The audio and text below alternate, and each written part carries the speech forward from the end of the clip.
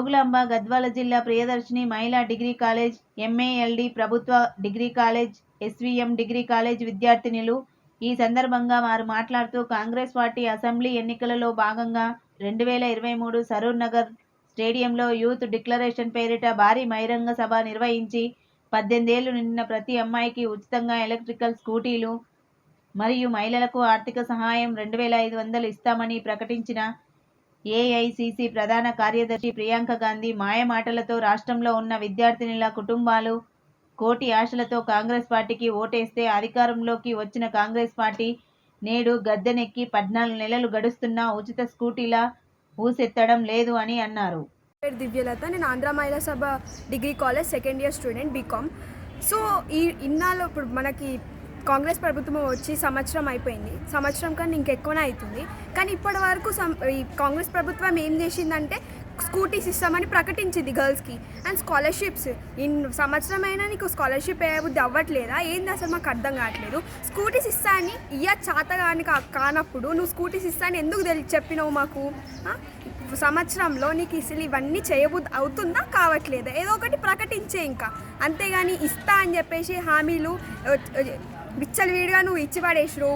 Free bus 100 రోజులలో చేస్తాడు, నువ్వు సరే ఫ్రీ బస్ పెట్టినావు, కానీ ఆడవాళ్ళు దాన్ని ఎట్లా యూటిలైజ్ చేస్తారు? అదేదో నువ్వు ఫ్రీ బస్ గర్ల్స్ కోసం ఓకే, స్టూడెంట్స్ కోసం లేదా పని చేసే అమ్మాయిల కోసం అట్లాంటి వాళ్ళ కోసం నువ్వు ఫ్రీ బస్ కాకుండా కనీసం ఒక పాస్లలో హాఫ్ మనీ పెట్టినా బాగుండేది. కానీ మొత్తం నువ్వు ఫ్రీగా పెట్టి చాలా పెద్ద తప్పు చేసినావు రేవంత్ అన్న.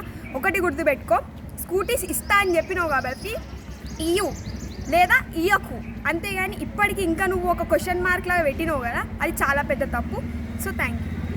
మేము ఏఎంఎస్ కాలేజ్ నుంచి వచ్చినాము. నా పేరు సాయి శ్రీత. నా పేరు రుచిక.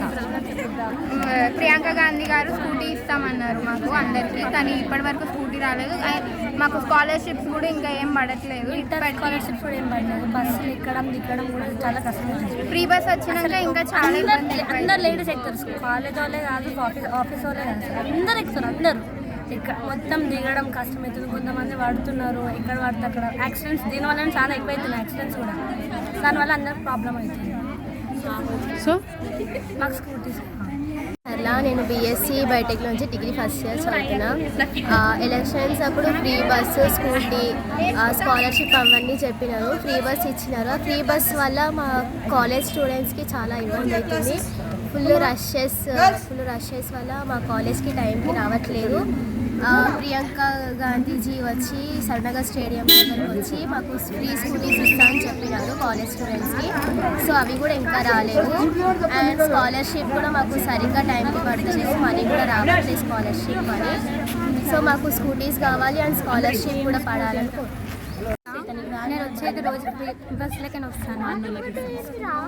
చాలా మందికి బస్సులు లేట్ అవుతున్నాయి, టైంకే వస్తలేం. కాబట్టి ప్రియాంక గాంధీ వాళ్ళు ఇక్కడికి వచ్చి స్కూటీలు ఇస్తానని చెప్పారు. మాకు స్కూటీ కావాలి.